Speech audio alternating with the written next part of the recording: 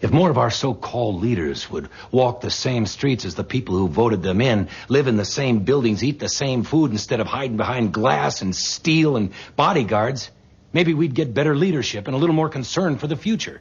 Hello everyone, welcome back to the channel. Welcome to the channel if this is your first time. I hope you enjoy it and you want to look around the channel, have a little mosey. Welcome to the channel if you've been here before. Welcome back if you've been here before. So this is a book tag. It's a book tag about non-fiction. So it's non-fiction November, and I am taking part in reading more non-fiction than I normally would, but I'm also I'm a co-host for the Historathon this year. So as a co-host of the Historathon, I'm trying to make up for a big gap in my reading this year of history books and trying to read some more before the end of the year, which has been complicated by the last couple of weeks being really hectic and my reading has slowed down full stop.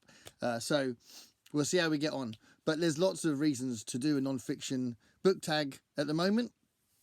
And I'm enjoying lots of non-fiction at the minute. And I have read some non-fiction. But these are specific questions that were created by Hannah from Hannah's Books. So I'll link Hannah's channel below.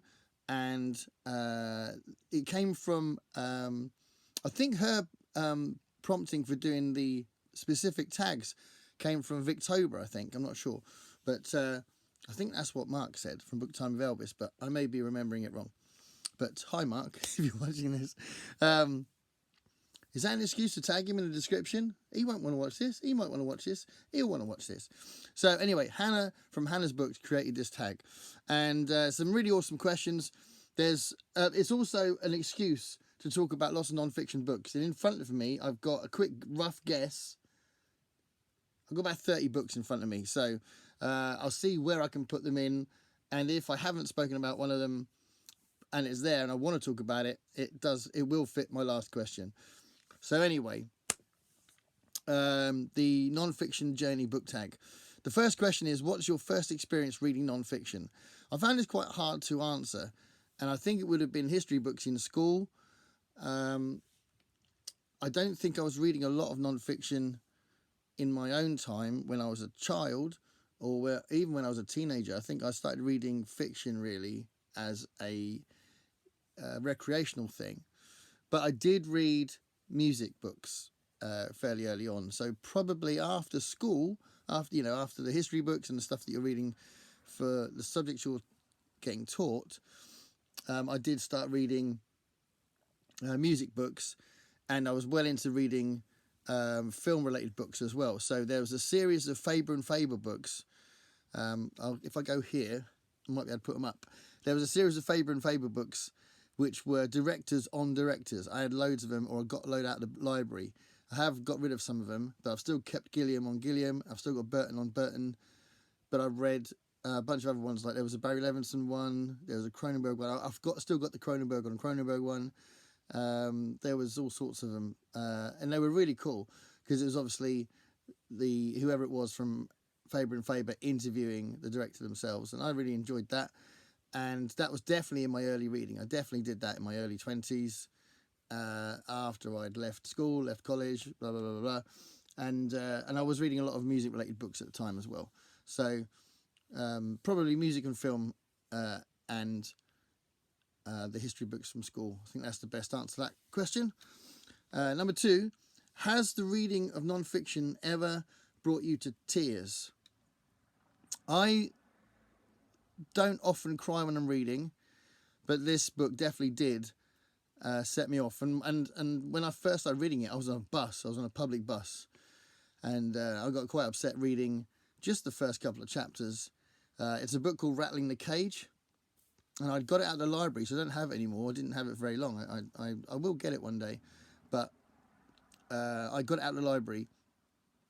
And it's all about investigating animals that are kept in captivity against their will, obviously, treated really badly, like horrifically.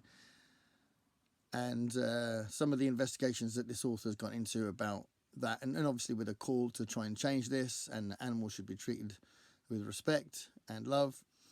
And that book was extremely upsetting. So yeah, I have physically cried reading that one. Rattling the Cage. Number 3, are there any people who have played a significant role in your non-fiction journey? Yes, I would say all the history teachers I've had. So I've had a few really important history teachers. So I went back to university as an adult and had different history teachers again. And that specific one was really inspiring. He was so energetic and he loved history and he really brought it to life and he was brilliant. And he was called Kevin White. So I don't think he's going to be watching this. But Kevin White was awesome and he definitely inspired me to read lots of history books. And also at the same time on the same course, I had a French philosopher teacher who was doing the philosophy module. His name was Jean. And he was awesome. And he made me get really into philosophy. So I read lots of philosophy thanks to him. When I was at college the first time, when I was 16 and 17, I got quite politicized by the experience of being at college and some of the subjects I was doing, and my drama teacher, and we were doing Brecht and Edward Bond and stuff like that, and it was kind of, and Harold Pinto, and it was kind of making me more aware of stuff. And I was definitely reading lots of books about Marxism and sort of left-leaning philosophy and politics as well at the time as well. So that was building up my worldview, if you like, in those days. So that was definitely a non-fiction thing. So yeah, lots of educational stuff, but those history teachers and that philosophy teacher, and especially again, when I did go and do my history degree, my history lecturers were amazing, and they really did inspire me to really enjoy the history degree and enjoy history, and I loved that. I absolutely loved it. I really enjoyed the course, actually. I mean, regardless of what I've done with it since then, I definitely enjoyed, and I'm glad I did the degree. Number 4, do you enjoy documentaries? And is there a subject that you'd like to see on film? Yes, I love watching documentaries. I sometimes watch nature documentaries, and I do watch sometimes I watch history documentaries as well. The TV is flooded with World War II related documentaries, which is really annoying. And if you want to go further back, you tend to find the Tudors, and there's definitely sort of favourite subjects amongst sort of popular history. People who do it for fun, they tend to like Tudors and Nazis. That seems to be a bit of a thing. So I like it when I see something a little bit more unusual on the history channels. So yeah, I do quite like seeing that, but I do absolutely love music biographical documentaries. So documentaries about bands and about artists and about genres as well. I love all that, and you know, I have to look at that as well because my students like watching videos for their research, and it's nice to find some good stuff and say, look at this and let's analyze it, or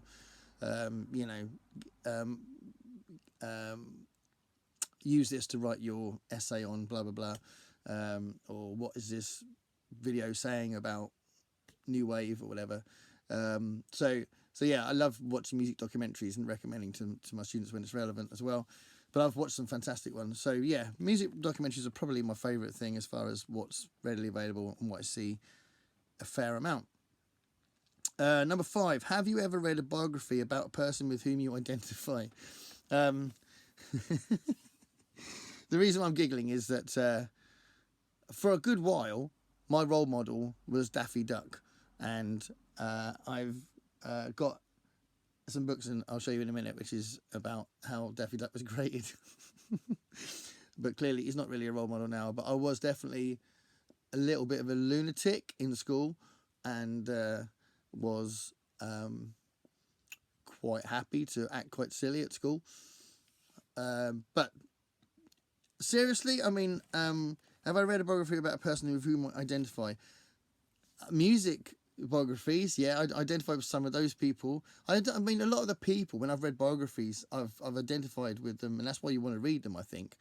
So I'm not, I mean, we're talking about a great man. I'm not Jim Henson, but I love reading about Jim Henson. I like reading from Jim Henson. So obviously that's a thing. But, you know, the man was an absolute genius. But I can identify with his worldview. I can identify with his ideas about what life should be about and what we should be about. And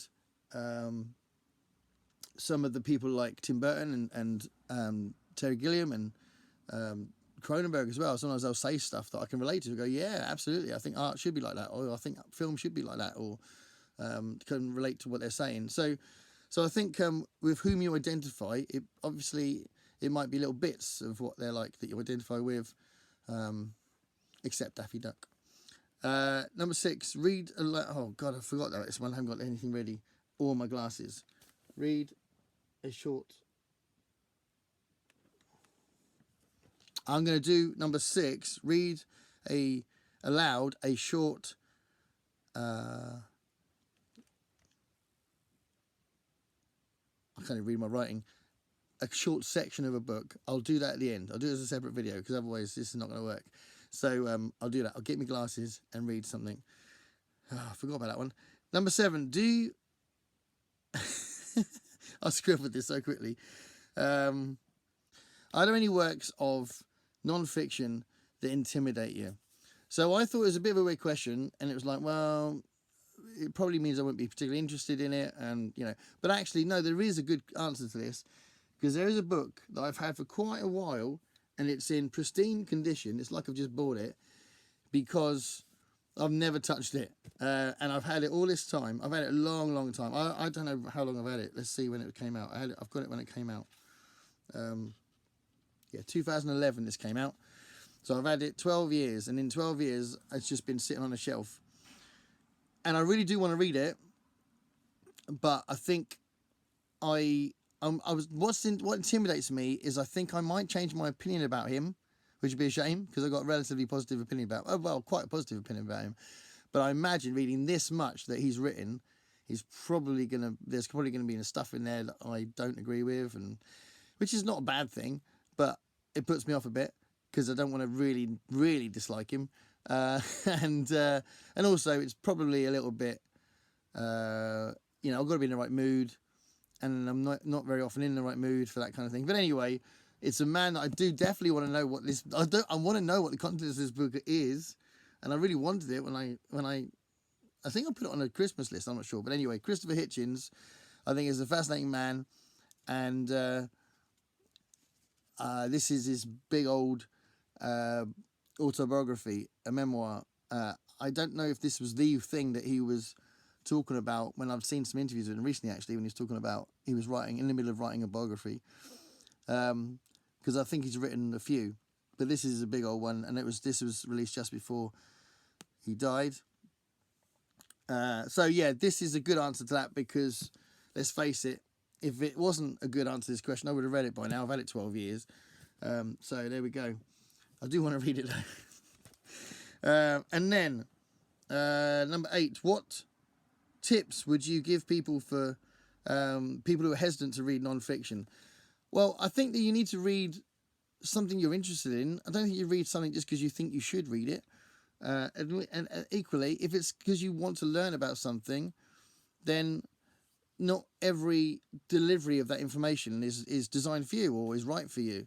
So don't worry about it if something doesn't fit how you want to get that information. So it could be certain types of writing you don't like, or you might prefer popular science or popular history books to the academic books, and there's nothing wrong with that. Or you might prefer video documentaries, which is non-fiction, to reading it. So I think my tip would be just take note of what's kind of thing that you can be inspired by and actually take information from, because you might read an academic book and then just think, well, I've read it, but I didn't remember any of that because of the way it was written. So think about that, and if you feel like you're getting some success with that, then run with that, and just read and watch the stuff that you want to read and watch. Don't watch anything that you feel like you should. There's too much of that going around. Then number 9, what are your favourites? Okay, so I guess I haven't really shown many books. This is where I reveal all these books. So I put them in sections. Some of them are, I think almost all of them, I put them out because I thought it'd be good to talk about them. And almost all of them are answers to that question about me being my favourites, but there's a couple here that I haven't read, so I can't remember. Not sure why. I think I imagined there might have been a question about what you're going to read. So I'm going to start this one soon, but it's not a favourite because I haven't read it. Balti Britain. I haven't started this yet, but you know, I'm hoping it'll be good, but it's definitely not a favourite. I've no idea what it's like. So let's just go with history books first. So this is a favourite. This is an absolute must if you're interested in history. The Scramble for Africa by Thomas Pakenham. It's really important, I think, that we understand how the continent of Africa was influenced by colonialism and the way that all that changed the landscape of Africa and how there's still repercussions today. So if you know how that happened, then you get a clearer sense of what's happening over there because of what did happen. I mean, I'm sure there are still people who are like, well, why is that country speaking French and why is that speaking English and what's going on there? This is my favourite book on the Peasants' Revolt, and well, it's one of my favourite books on the Peasants' Revolt. I've talked about the other one before, but it's a really good book. And if you are interested in the Peasants' Revolt, definitely seek out this one. It's not readily available anymore, but you'll be able to get it secondhand. Rodney Hilton's Bondmen Made Free is fantastic. Yeah, so those two aren't those books I haven't read. So that's another really good one about the Peasants' Revolt. So Julia Buck did a really good one about how they confused the nation and confused the authorities by asking demands that were pretty full on at the time. See, there's a bunch of books here that I'm going to read that I thought were going to be good answers, but they're not really answers to any of the questions. Linda Colley's really good, and she's written this excellent book called Captives, which if you have a look, she goes Britain's Empire and the World from 1600 to 1850. It's a really good book, so definitely recommend that if you want to know about what we did to the world and clearly the repercussions. Another one, Outcast London. Gareth Stedman Jones is a really good historian, and this is a really good book on the underclass in London during the Victorian era. So that's really good.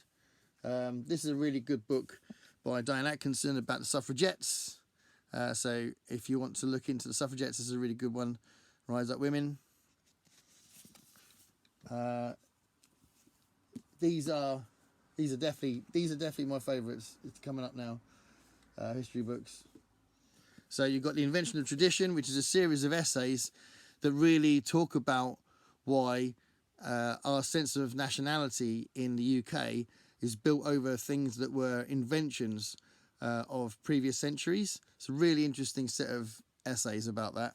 So that's cool. This, I'm going to say, is my all-time favourite history book. What? That's a big statement. World Turned Upside Down by Christopher Hill. Amazing. Absolutely amazing. The 17th century was nuts in this country, and that's an academic statement. And this does explore some of the different radical ideas that happened during the century, which includes not just the levelers, but the diggers and the ranters. They're all looked at in here. It wasn't, I've said before, I'm always interested in a bottom-up history rather than a top-down, and there's people on the ground that had really radical ideas in this country. This is a great book about the Bolsheviks from 1919 to 1924, Richard Pipe's book, Russia Under the Bolshevik Regime. It's really good. It's quite detailed.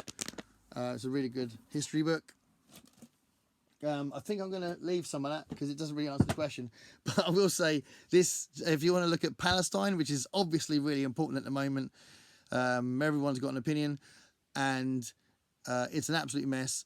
But Noam Chomsky is a great go-to for international issues at the moment, and he knows his history. He has written fantastic stuff on that part of the world, and his book on Palestine is brilliant. So there is that. Shout out to Vin, who's just done a book, a review of Persepolis. Really good non-fiction graphic novel But I need to move on. So all of these books don't really answer the questions. Shout out to my friend Jonathan Pierce, who did a fantastic book, 13 Reasons to Doubt, which is his book on agnosticism and atheism, and it's from lots of contributors, and it's a really good book, 13 Reasons to Doubt. So if you want to find that, it's really good. He's written some really awesome stuff on that, and I love seeing like Michael Bakunin's books. God and the State. I read that when I was doing my degree. It was fascinating, really awesome reading that. So some of the stuff you might find from the Russian anarchists can be really interesting as well. I've got a really interesting book, The Portable Atheist, which has got lots of different essays and big old chapters and stuff from different people about that subject and the nuances of it, because if you really think about it, it's not clearly just a polemical, this is not true. It's very nuanced and layered, as is Marxism. And when I did my degree, I did my final dissertation in my third year on a Marxist theme. I was looking at 3 Marxist historians, and I bought this, and this was a great a springboard into other people to look into that might help me flesh out what I thought was Marxism in all its different varieties and all its different nuances, and how different historians would be different kinds of Marxists, and feminist Marxists and postmodern Marxists and the original Marxists, you know, and how they may have strayed from Marx and Engels' first writings. This dictionary Marxist thought is really, really cool because it's got tons of stuff in it. And you know, it's very, very detailed. It's got like genuinely useful things about hundreds of people with different attitudes to Marx's initial writings. So that's really cool. I like things like H.G. Wells wrote some non-fiction as well. So he wrote The Rights of Man. So this was him wearing his socialist hat and saying, okay, today I'm not going to be a science fiction writer. Today I'm going to write about what I think is essential for our political attitude and the way we should be going forward. And it's a really interesting read. So finding stuff like that is really cool. So just still sticking with my favourite non-fiction, I wanted to talk about a selection of books that I think are, they are really, really desperately important to me, and I have talked to them about them before, but in the context of this video, I'd have to talk about them because it's so important. So these are 3 books about the cognitive abilities and mental complexities and societal complexities of the great apes. So the first one that really turned me onto this was this one, Reaching into Thought, The Minds of the Great Apes. And it really is an amazing book, and I definitely recommend that you read this. You'll find out that chimpanzees and all the other great apes, they cheat, they lie, they mock, they are jealous. There's all sorts of different things that make them, that just reinforce that idea that they're just like us, or we're just like them, however you want to see it. Next of kin, a conversation with chimpanzees. Introduction by Jane Goodall, she's awesome. So things like that, absolutely amazing books. Primate Cognition, just to let you see the authors there. Fantastic books that really helped me to learn a lot more about what I had already suspected, and that was that these were very, very, very intelligent and complex animals, just like us. And then you've got music, and there's like things like, I love finding this sort of thing. So this is a big old hardback academic book from an academic publisher about medieval music. So I am very interested in that talks about music in great depth. So I am absolutely interested in that. I'm trying to build up a collection of that before I hopefully one day do a master's degree on it. But then on the other scale, you've got Revolution in the Head, which is a great book about every single song by the Beatles. It's a really good book. Definitely recommend it. They've just reissued it with a different cover. But it's a really good book that I would absolutely recommend. If you're a Beatles fan, every Beatles fan should have Revolution in the Head. It's a great book. A couple of books on Kate Bush. Under the Ivy was a really good book. I need to read this version because it's been updated. It's probably still out of date now, but Under the Ivy is a great book about Kate. And this was the first book I read about Kate, The Secret History of Kate Bush. I had this when I was a teenager. I had it when it first came out. Again, I'm not sure when it came out. Do I look, or should I just move on? Well, you're looking now, mate. So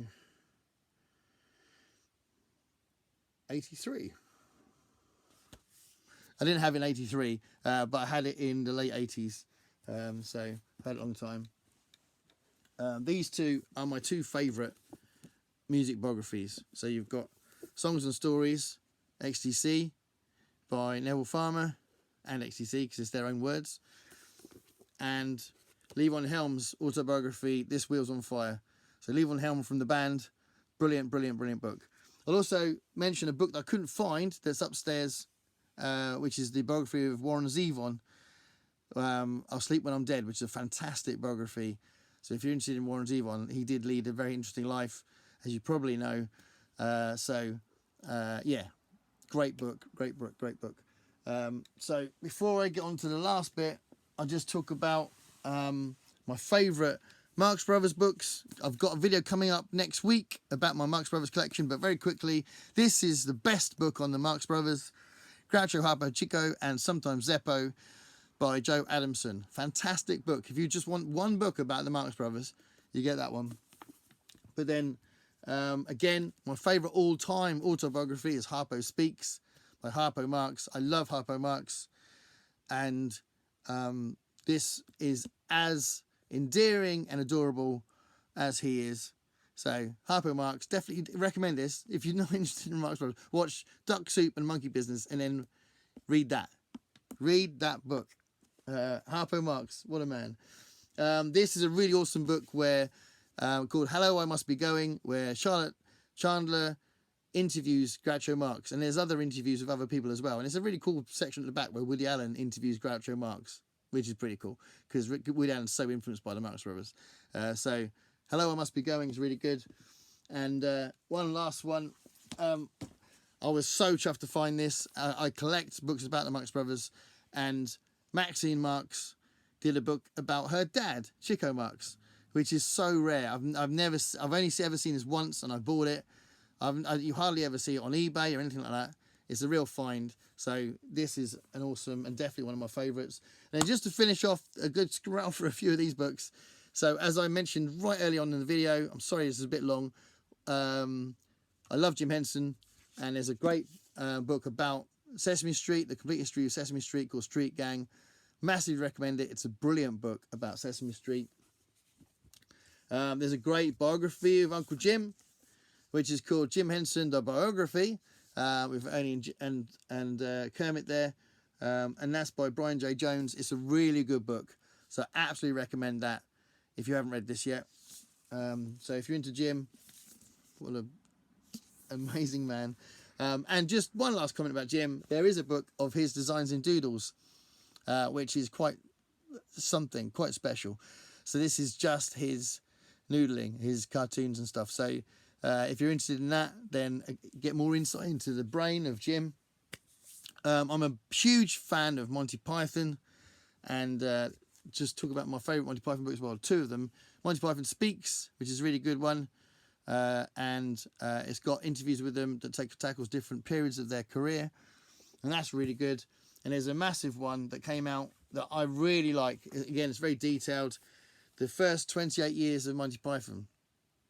It's quite a long, large one, but it's got lots of detailed interviews with them, and it's really good. So, first 28 years of Monty Python. And then before I finish the video with cartoons, Deep Space Nine. I really don't want to get rid of this, and this is like massive.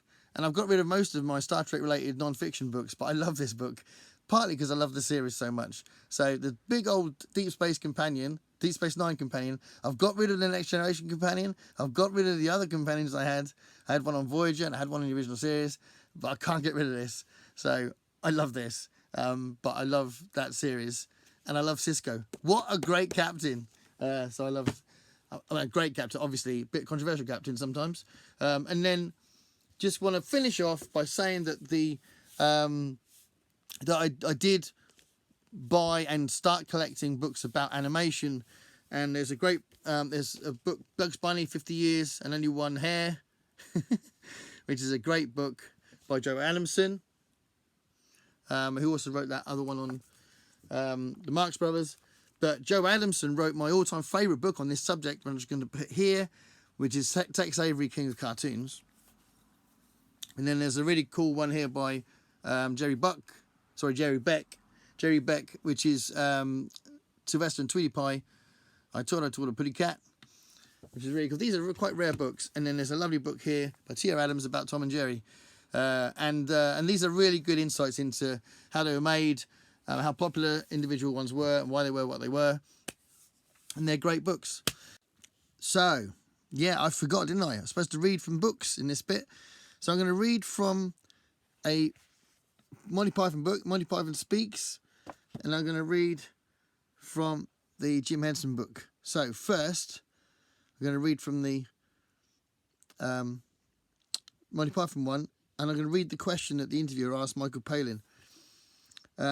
So this is about Monty Python and the Holy Grail, because they changed the conditions after that. So Monty Python and the Holy Grail, a bit of background, that was directed by Terry Jones and Terry Gilliam together. Both Terrys directed Monty Python and the Holy Grail.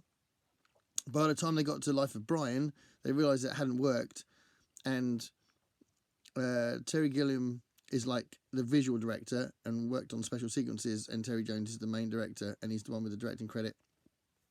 And then that gets even more extreme in Meaning of Life when he gets a full sequence at the beginning, Terry Gilliam. So there's a whole massive long sort of short film before the film starts as the first bit that Terry Gilliam is like, that's his thing. And you can see it's very Terry Gilliam-esque. But anyway, Life of Brian was, Holy Grail was directed by both of them. So the interviewer says, did the fact that two of their own were now in charge change the dynamics of Python? And Michael Palin says, yes, it did change things quite considerably, really. It may be all very democratic, where all things are discussed that's going to be done. Nevertheless, you know its power, which the others don't necessarily have. Terry Jones became not just a writer and actor, but also a director. Gilliam as well. He gave the directors more to do and more of a stake in the way the film was going to look. As long as that was effective, it was fine, but it was often a cause for doubt.